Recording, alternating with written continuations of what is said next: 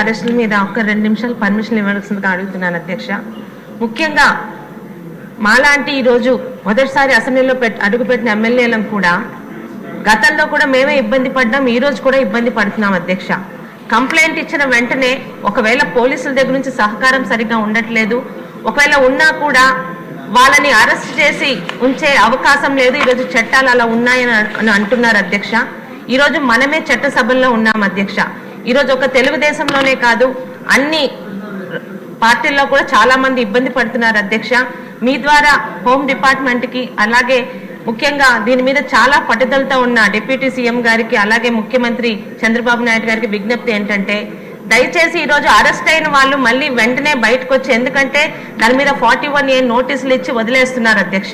వాళ్ళు బయటకు వచ్చి విపరీతమైన మళ్ళీ రెట్టింపుని ఉత్సాహంతో అదే సోషల్ మీడియాలో మరి అదే విధంగా వల్గర్గా పెడుతున్నారు అధ్యక్ష.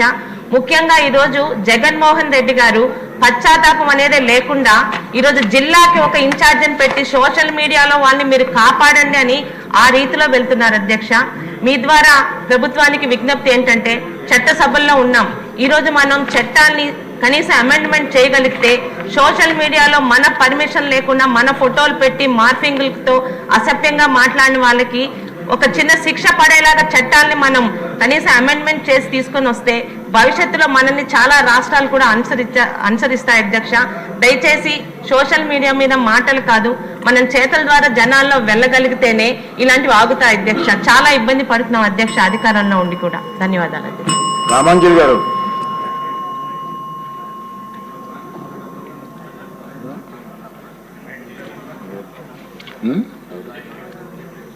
ఇస్తాను.